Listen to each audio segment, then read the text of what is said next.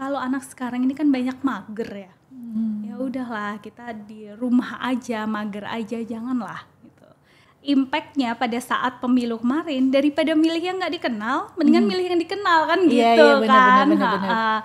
Ini teman-teman diskusi, akhirnya kita memutuskan untuk masuk ke politik. Ternyata dunianya berbeda sekali ya.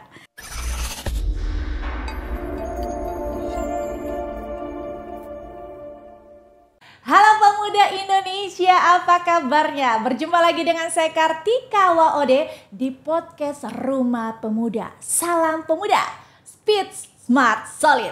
Nah, hari ini Tika akan berbincang-bincang bersama dengan Kartini Indonesia. Luar biasa banget tentunya bisa berkunjung di Rumah Pemuda.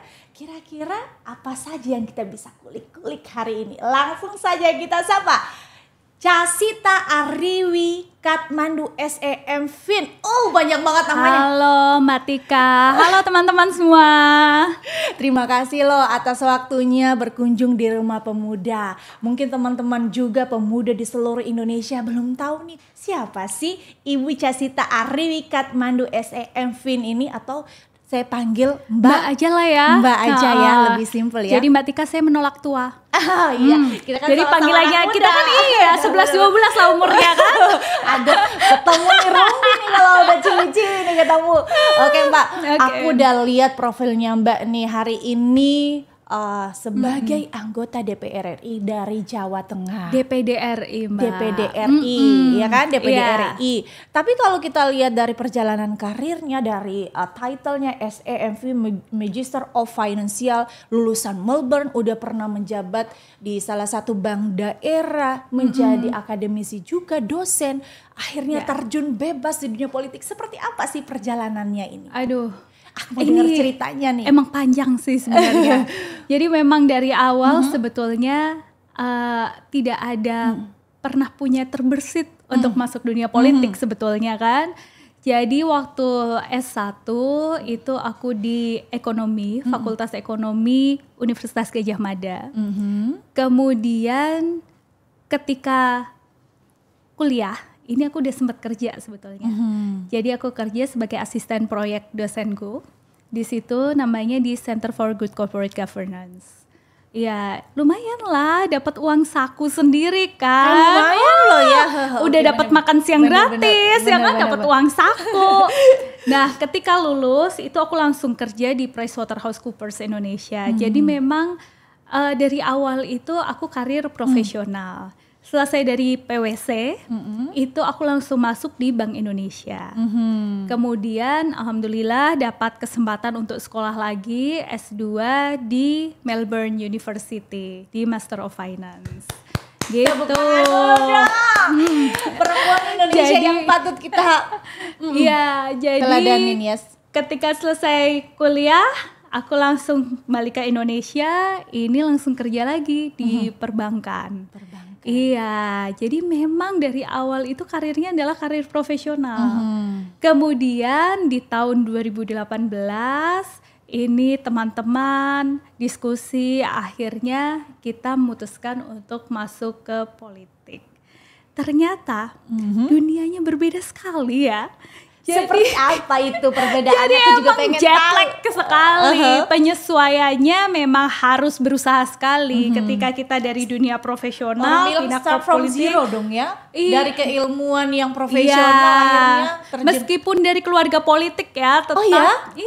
Jadi tetap kita harus menyesuaikan diri. Penyesuaian dirinya itu ya memang harus ekstra karena dari profesional pindah ke politik.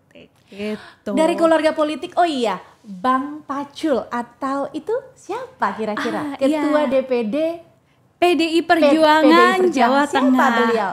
Itu kebetulan saya mengenal beliau sejak 30 sekian tahun yang lalu. Alias sejak lahir. Jadi itu memang bapak saya. Jadi bapak saya itu adalah Pak Bambang Pacul. Ya, atau Bambang Wuryanto nama bekennya. Atau lebih beken Bambang Pacul ya? Kayaknya iya ya. Aku lebih familiar itu ya. Tapi meskipun bapakku adalah ya ibaratnya sudah lama ya di dunia politik, ini nggak kemudian serta-merta aku terbiasa dengan dunia politik. Karena kalau boleh jujur Mbak Tika, jabatan tertinggiku di dunia politik waktu itu adalah jadi drivernya bapakku. Oh my god, Yes, driver. Iya, Oh my jadi God. Perempuan jadi driver. It's okay lah. Oh my God. Kan anak Oke. mendampingi bapaknya Usia. biasa lah. Jadi ya aku nyetirin bapakku ke tempat acara. Tapi enggak kemudian aku dilibatkan ke dalam acaranya, enggak. Ya sudah sebatas mengantar aja. Oke, baik. Gitu. Atau jangan-jangan yang menyemplungkan Mbak Sita ini ke dunia politik bapak beliau? Lebih kepada bapakku tuh nggak pernah memaksa ya, jujur. Ya tidak pernah memaksa. Jadi yang ada itu adalah ditanyakan pendapat. Habis itu entah kenapa kita tersihir untuk mengikuti pendapatnya, gitu. Ya tersihirnya itu yang kita nggak tahu nih kan, kenapa gitu. Tapi anyway, mungkin karena akhirnya kita masuk ke dunia politik, itu kemudian ya kita harus memilih kan, apakah kita mau beradaptasi atau kita stres terus kan gitu. Akhirnya daripada stres terus ya, akhirnya kita memutuskan untuk ya kita harus beradaptasi dengan cepat di dunia yang baru. Segitu menantangnya dunia politik itu ya Mbak Sita ya? Iya, pasti Mbak Kartika juga sudah merasakan bukan? Oke, baik. Ternyata Mbak Sita juga adalah ketua KNPI di Jawa Tengah. Betul. Kalau berpolitik dan berorganisasi, kolerasinya ada nggak? Atau sumbangsi penting KNPI itu di karir Mbak Sita? Ya yang pasti ketika menjadi ketua KNPI ini kan kita jadi mengenal seluruh organisasi kepemudaan yang ada di Jawa Tengah ya pada khususnya ya, karena saya ketua Jawa Tengah gitu. Nah ketika kita mengenal seluruh organisasi kepemudaan ini, ya saya rasa secara tidak langsung ini teman-teman ini juga mengenal saya kan. Akhirnya mungkin impact-nya pada saat pemilu kemarin, daripada milih yang nggak dikenal, mendingan milih yang dikenal kan gitu kan.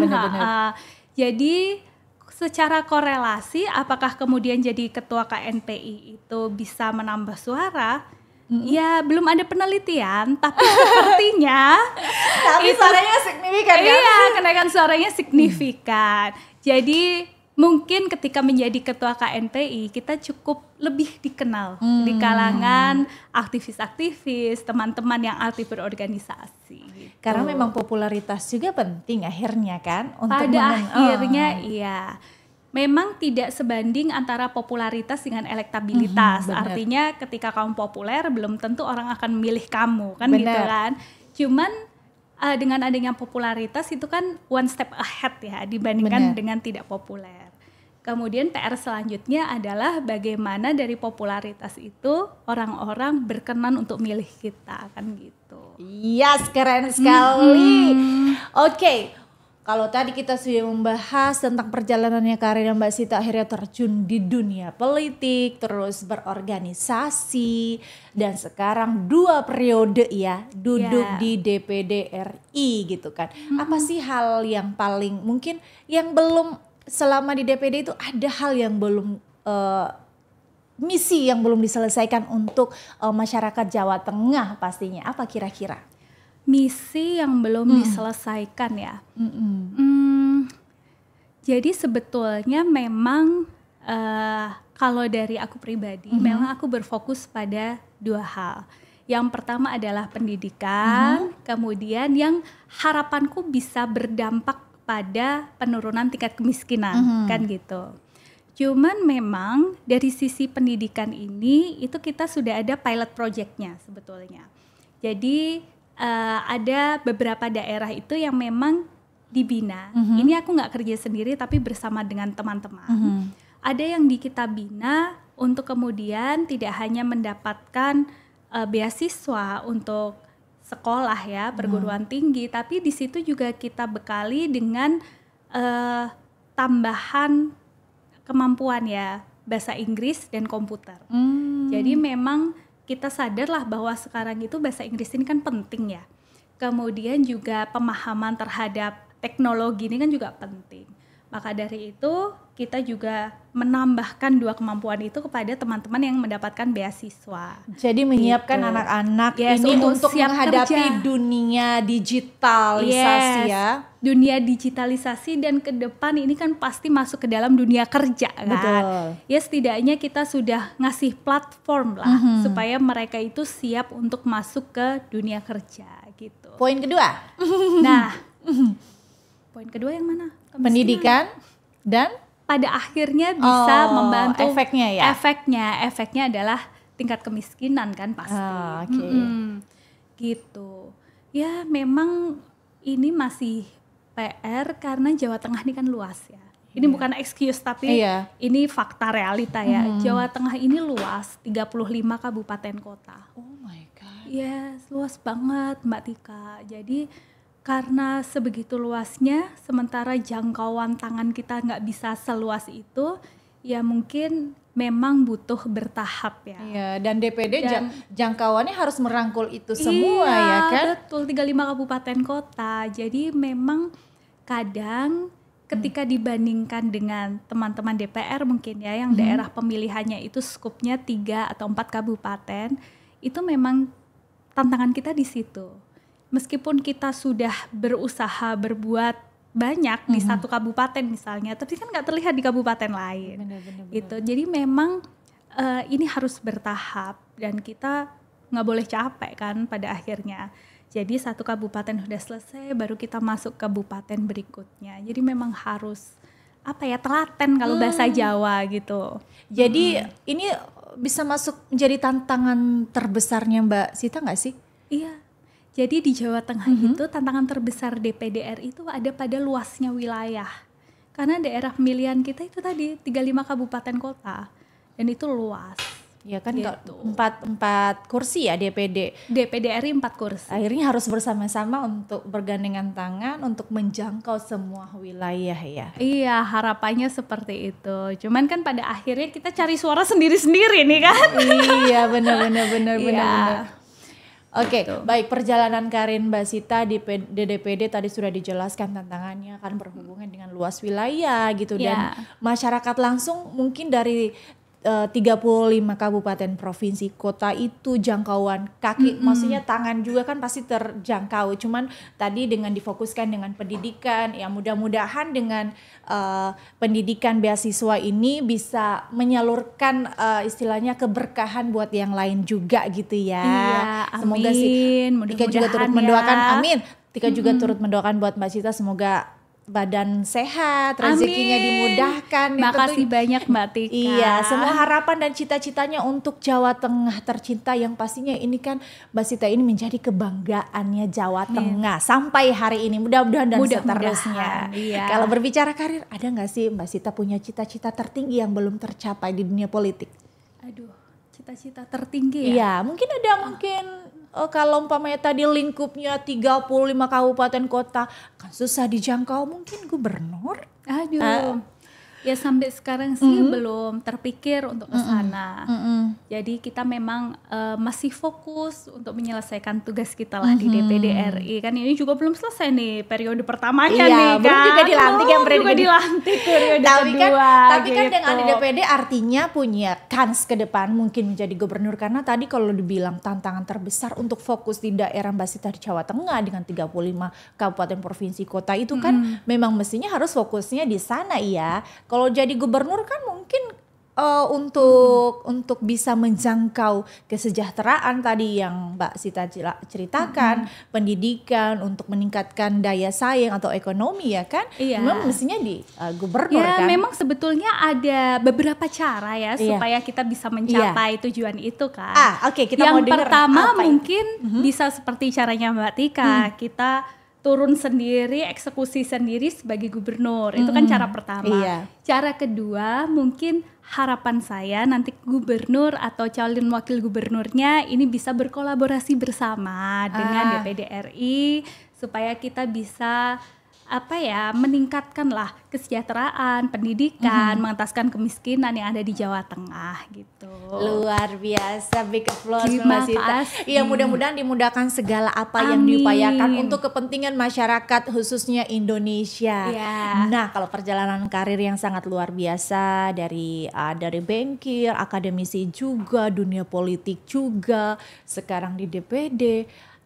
Aku pengen deh apa sih harapan atau memberikanlah motivasi buat anak-anak muda Indonesia atau khususnya buat perempuan yang ada di luar sana tetap berkarir, bisa bermanfaat buat orang lain. Kan ada juga yang mengatakan sebaik-baiknya manusia bermanfaat untuk orang lain. Iya, betul.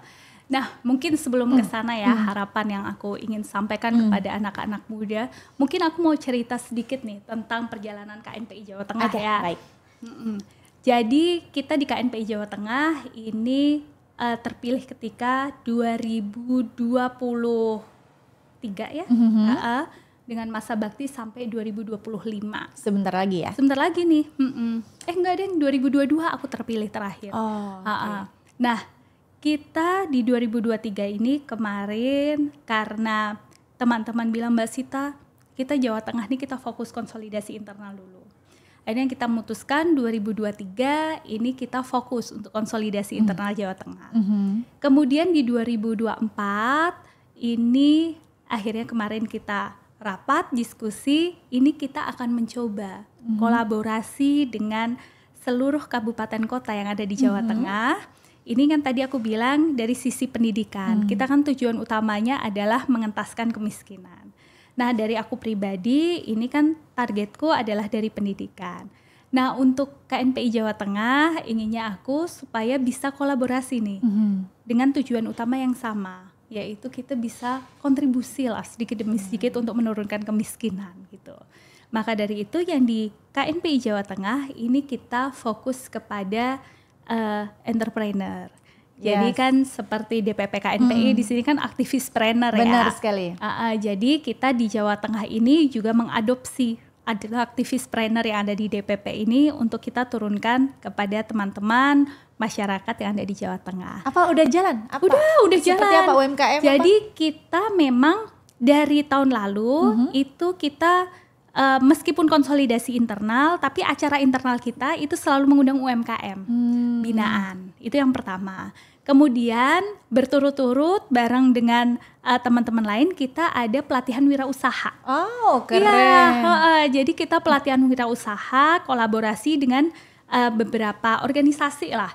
Gitu. Ini udah jalan mungkin di beberapa kabupaten. Itu kita udah ada pelatihan wirausaha. Ini siapa yang inisiasi? Memang dari Mbak Jasita sebagai ketua DPD? Bareng-bareng lah. Bareng-bareng. Sama teman-teman. Dan teman-teman akhirnya kabupaten kan kesepakatan kota. bersama kan? Iya, Bener-bener. akhirnya jadi konsensus bersama kan. Bahwa di Jawa Tengah ini kita akan ikut serta lah untuk kontribusi memajukan UMKM di daerah masing-masing gitu. Bahkan ada beberapa kabupaten kota yang memang sudah jadi mitra strategisnya dari pemerintah kabupatennya. Masya Allah, keren. Jadi harapan aku pribadi dan juga teman-teman KNPI Jawa Tengah ini kita bisa berjalan bersama lah dengan tujuan yang satu, yaitu kita ingin kontribusi nyata untuk mengentaskan sebetulnya, karena kalau meningkatkan ya kali ya. Iya, meningkatkan kontribusi kita untuk menurunkan kemiskinan di Jawa Tengah gitu.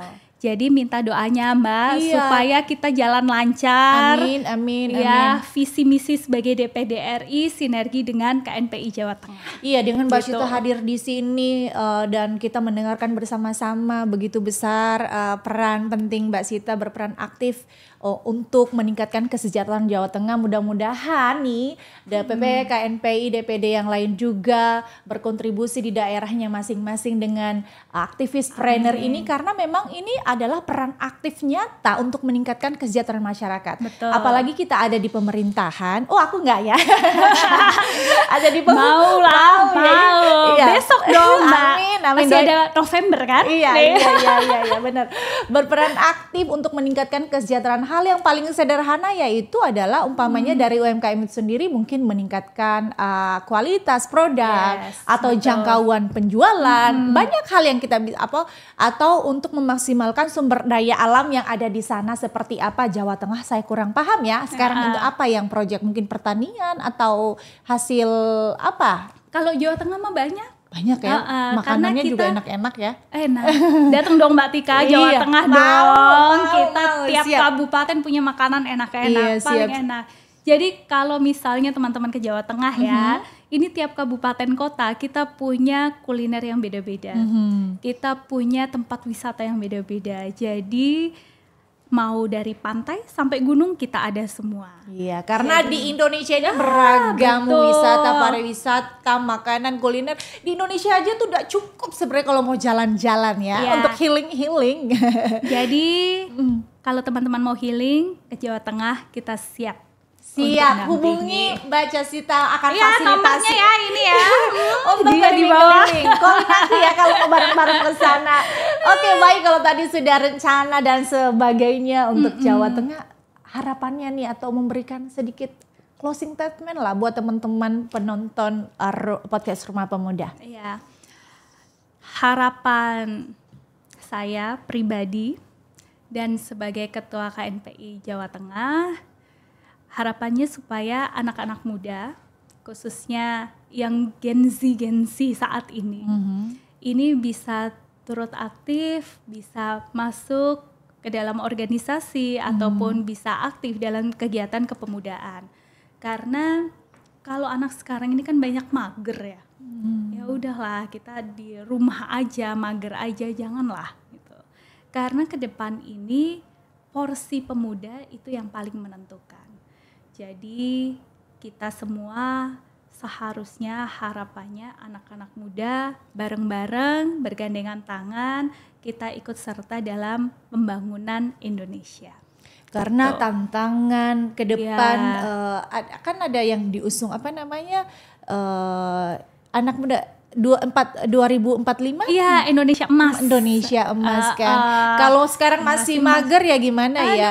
Jadi memang harus memaksimalkan apa potensi diri masing-masing. Ya, kita harus kenali diri kita seperti apa dan kita harus bisa gimana sih kita ini bisa kontribusi apa untuk negara kita tercinta. Gitu. Iya, karena efeknya kita akan mendapatkan itu. Iya, kita yang mendapatkan untuk kita yang mendapatkan itu ke depan. Gitu. Generasi ke depannya Indonesia tetap bertahan dan survive. Ya mudah-mudahan Indonesia ke depannya bisa lebih maju lagi menjadi contoh negara maju berkembang. Kalau kita lihat Indonesia dengan sumber daya alam yang sangat luar biasa. Tentunya harus SDM-nya juga harus luar biasa juga. Sama-sama ya. Jadi sumber daya alam yang luar biasa ya tidak bisa diolah. Kalau SDM-nya kita juga tidak luar biasa. Oke, terima kasih Mbak Jasita. Terima kasih banyak atas waktunya. Terima kasih banyak Rumah Pemuda sudah mengundang di sini. Thank you banget ya Mbak. Iya, sama-sama sukses dalam berkarir. Semoga perjalanannya lancar sampai ke depannya. Amin. Terima kasih banyak Mbak Tika. Terima kasih banyak Rumah Pemuda dan teman-teman semua. Mudah-mudahan kita bisa ketemu lagi dalam podcast selanjutnya. Amin. Oke teman-teman pemuda Indonesia, akhirnya saya Kartika Waode pamit undur diri. Salam pemuda, speed, smart, solid.